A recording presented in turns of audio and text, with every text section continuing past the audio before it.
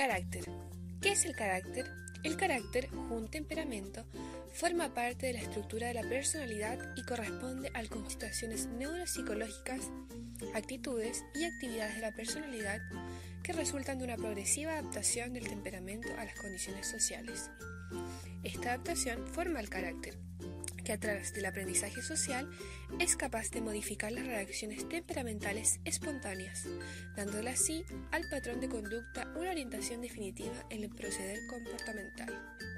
Es decir, el carácter es, por experiencia, regula las reacciones del temperamento y orienta la conducta en mayor o menor medida a las normas sociales y morales del entorno. El carácter tiene base biológica.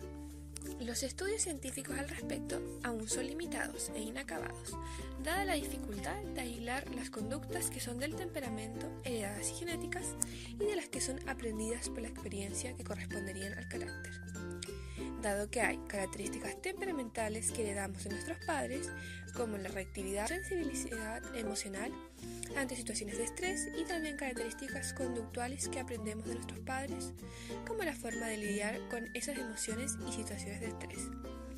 Si hay algo con lo que concuerdan los investigadores es que el neocórtex y el hipocampo tienen un rol activo de participación en el carácter.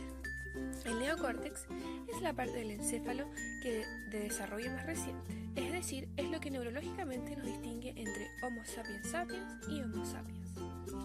El neocórtex tiene un importante desarrollo en las destrezas cognitivas y la percepción sensorial, razonamiento espacial, pensamiento consciente y el lenguaje, así como también es un fuerte regulador en el ajuste y adaptación del comportamiento. Estas funciones son indispensables en la interacción, interpretación y adaptación al medio.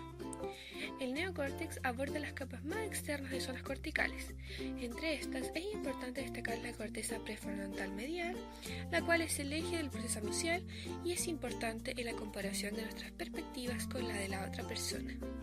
Así también, otra zona cortical a destacar es la corteza orbitofrontal, que es indispensable para la cognición social, el juicio social y las conductas socialmente ajustadas. Es decir, donde el carácter ejerce su rol fundamental como moderador del temperamento y las conductas. El desarrollo del neocórtex es indispensable para codificar conceptos básicos y para representaciones de las experiencias, de manera real, implícita e imaginada. El hipocampo, que forma parte del sistema límbico, tiene como principal la memoria y por lo tanto es crucial para la conservación de un sentido de identidad a lo largo del tiempo, así como el almacenamiento de experiencias del aprendizaje social. Otra de sus funciones son la orientación y la memoria espacial. Hormonas, como la serotonina y la dopamina, son importantes dentro del temperamento y por lo mismo sus alteraciones podrían tener influencias en el carácter. ¿Qué factores tienen influencia en la conformación del carácter? Los factores que influencian el carácter son diversos, pero podemos organizarlos en dos grupos: los situacionales y disposicionales.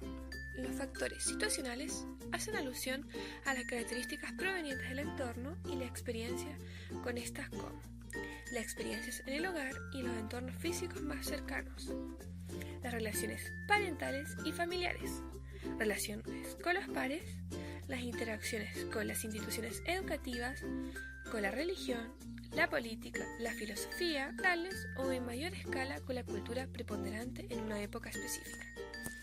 Los factores disposicionales, por su parte, son aquellos que guardan relación con las características internas del sujeto, como su carga de herencia genética, donde se incluye el temperamento, sus habilidades cognitivas, como la percepción, atención, memoria, entre otras, su permeabilidad y reactividad a los factores situacionales, como la empatía, sensibilidad emocional, sus capacidades en aprendizaje de regulación emocional y comportamentales. Todos estos factores confluyen en mayor o menor medida sobre la conformación del carácter del individuo y así, por ende, influirán también en la conformación de la personalidad y el sentido de identidad.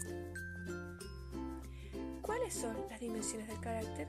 Cloninger, un importante psiquiatra, psicólogo y genetista, en su modelo psicobiológico de la personalidad propone tres opciones del carácter: la autodirección, la cooperación y la autotrascendencia.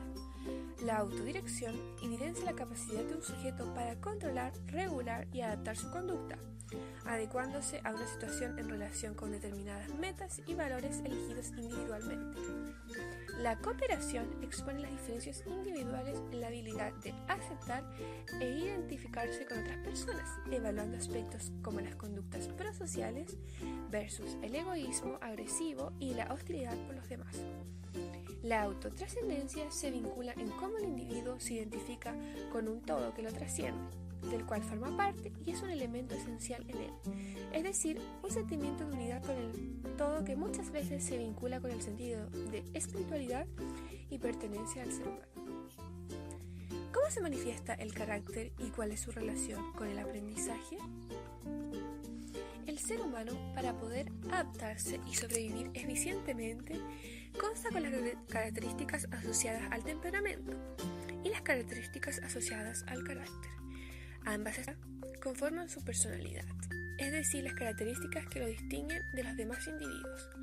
Los factores temperamentales sirven como mecanismos básicos de adaptación, señalándole al individuo qué situaciones podrían ser peligrosas y cuáles beneficiosas, guiándolo a reaccionar a ellas. Los factores del carácter, que son capacidades de orden superior, se hacen cargo de la adaptación y supervivencia social del individuo, puesto que regulan los impulsos del temperamento y adecúan el comportamiento de la persona para que se ajuste a las normas sociales de su entorno. Ambas estructuras permiten así que la persona pueda desarrollarse eficazmente en su ambiente, pero lo que permite que el individuo pueda adaptarse es el aprendizaje, puesto que en sus habilidades para percibir los estímulos de beneficio o peligro y reaccionar a que en sus habilidades sus capacidades para abstraer e interpretar las normas morales del ambiente y regular su conducta. En tanto a las exigencias del medio, reside el potencial del carácter.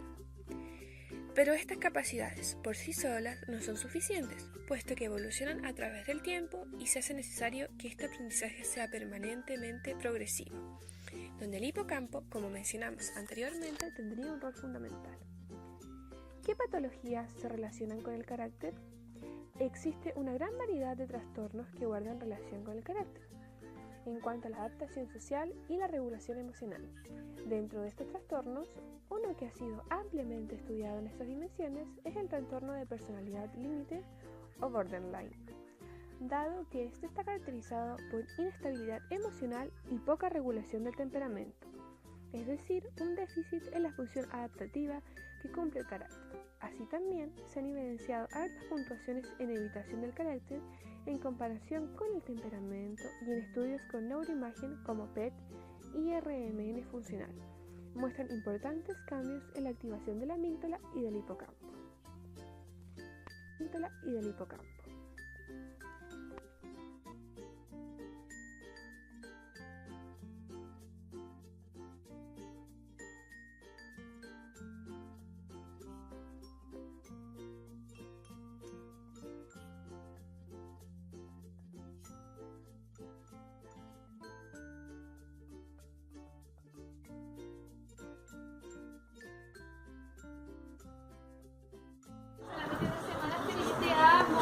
Me quiero casar contigo y vivir siempre. ¿Verdad, hijo?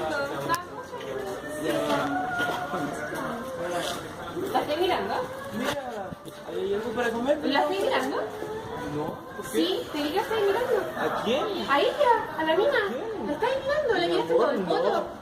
¿Qué Sí, estás hablando? ¿la miraste entera cuando Mi pasó? amor, ¿cómo la voy a estar mirando si Sí, te amo a ti? estoy segura que la miraste. Pero si no...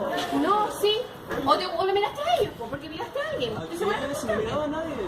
No me. No, pero mira, podemos ir a comer algo, tranquilizarnos. Ay, querías hacerme comer para olvidarme de No, esto. mi amor, oye, No, si no. mi amor, tranquila. Vamos a comer algo y nos alimentamos. y Pero, pensamos en todo. Te lo juro, por Dios. Ya. Si te amo a ti solamente. Está bien, hija. Ya.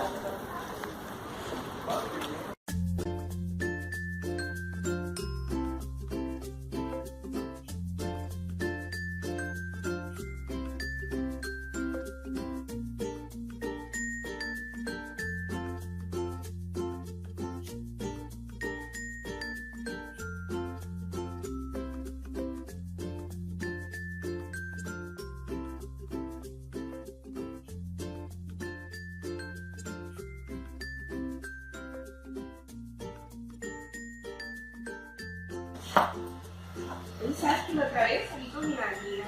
Que no esto mismo.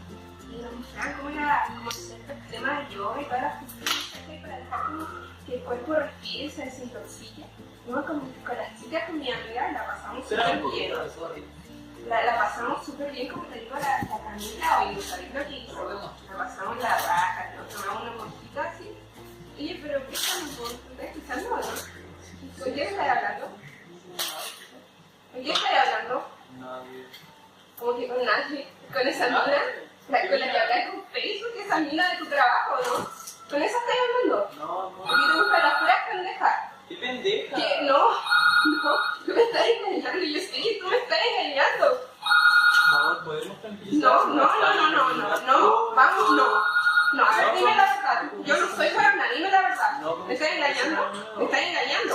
Ya son 3 veces. 3 veces que me he engañado. No, que me has hecho una escena de celo. No, Confías sé que en me mí estás o no. engañando. ¿Confías en mí o no? No confío en tu amiguita. ¿Qué amiguitas? No, me dijo que no tenía que estar contigo. Oye, tranquila. No, suéltame. Tranquila. No. Tranquila. Sí, tú me estás engañando. Con esa pendeja sola. ¿Qué pendeja? Suéltame. Oye. ¡Suéltame! Oye. ¡Suéltame! Oye. No, si me lo hagas a mujer, déjame. Tranquila. Oye, ¿cómo te voy a estar engañando? Tú eres la única persona que amo. Mamá me dijo esto. Te iba a ver conmigo. Dijo tu mamá, no entiendo. Tú eres la única que amo. No. Sentémonos a ver algo. No me importa. No, está perfecta. Está perfecta. ¿Quieres ver algo y preocuparnos por favor? Devolver el Te amo a ti. Ya, entiéndelo. Vamos, vamos.